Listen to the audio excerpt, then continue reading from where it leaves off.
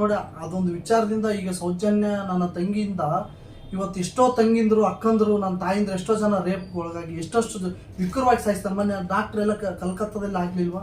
ಮೊನ್ನೆ ಇಲ್ಲಿ ಯಾಕೆ ಮಾಗಡಿಯಲ್ಲಿ ಆಗ್ಲಿಲ್ವಾ? ಬಾಗಲಕೋಟೆಯಲ್ಲಿ ಆಗ್ಲಿಲ್ವಾ? ಬಹಳಷ್ಟು ಜನ ಹೇಳ್ತೀನಿ. ಇನ್ನೊಂದು ವಿಚಾರ ಅಂತ ಬಂದಾಗ ಕೆಲವೊಂದು ಘಟನೆಗಳು ನಾನೊಬ್ಬ ಡಿ ಬಾಸ್ ಅಭಿಮಾನಿಯಾಗಿ ಹೇಳ್ತೀನಿ. ನಮ್ಮ ಬಾಸ್ ಒಂದು ಸಿಕ್ರೆಟ್ ಹೊಡೆದ್ರು ಎಲ್ಲೋ ಒಂದು ಹೋಗಿ ಹುಚ್ಚವಿದ್ರು ತಗೊಂಡು ದೊಡ್ಡದಾಗಿ ತೋರಿಸ್ತೀರಾ.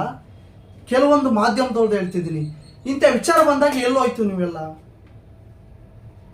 ಯಾಕೆ ಕೈ ಕೊಟ್ಕೊಂಡು ಸುಮ್ಮನೆ ಇದ್ದೀರಾ? ನನ್ಗೊಂದು ಆತ್ಮಸಾಕ್ಷಿ ಕಾಡ್ತಾ ಇದೆ ನನಗೆ. ನೀವೆಲ್ಲ ಎಲ್ಲಿದ್ದೀರಾ? ನಾನು ಬಹಳಷ್ಟು ನೋಡ್ತಾ ಇದ್ದೀನಿ. ಕೆಲವೊಂದು ಮಾಧ್ಯಮದವ್ರು ಆಗ್ತಿದ್ದಾರೆ, ಇನ್ನು ಕೆಲವರು ಅದ್ರ ವಿಷಯನೇ ಇಲ್ಲ. ಯಾಕೆ ಸಮಾಜಕ್ಕೆ ಯಾಕೆ ಕೊಡ್ತಾ ಇಲ್ಲ? ನೀವು ಮಾಡ್ತಾರ ಕೆಲಸ ನೀವು ನ್ಯಾಯವಾಗಿ ಮಾಡ್ತಿದ್ದೀರಾ?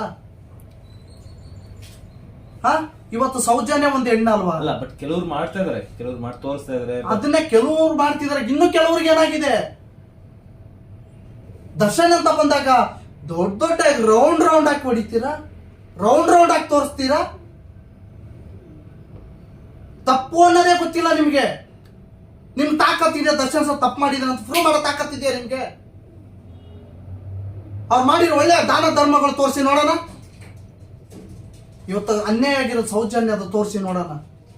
ಒಂದು ಬಡ ಹೆಣ್ಮಗಳಿಗೆ ನ್ಯಾಯ ಕೊಡಿಸಿದ್ರು ಕನ್ನಡಿಗರು, ಕನ್ನಡ ಮೀಡಿಯಾಗಳು ಅಂತ ಇವತ್ತು ದೊಡ್ಡ ಬಹಳ ಹೆಮ್ಮೆಯಿಂದ ನಾನು ಹೇಳ್ಕೊಂತೀನಿ. ನಾನು ಇಲ್ಲಾದ್ರು ಬಹಳ ಡಿ ಬಾಸ್ ಅಭಿಮಾನಿಗಳು ಬಹಳ ಮೀಡಿಯಾ ಅಂತ ಅವಾಯ್ಡ್ ಮಾಡ್ತಾರೆ.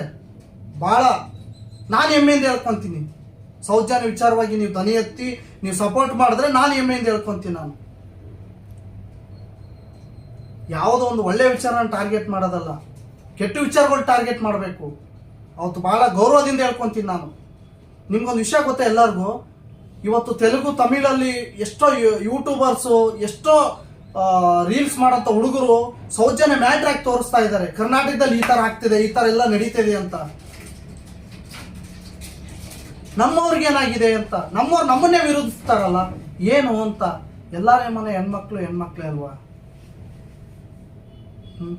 ಎಲ್ಲಿದೆ ಅಂತ ನನ್ಗೆ ಗೊತ್ತಾಗ್ತಾ ಇಲ್ಲ. ಈಗ ಇನ್ನೊಂದು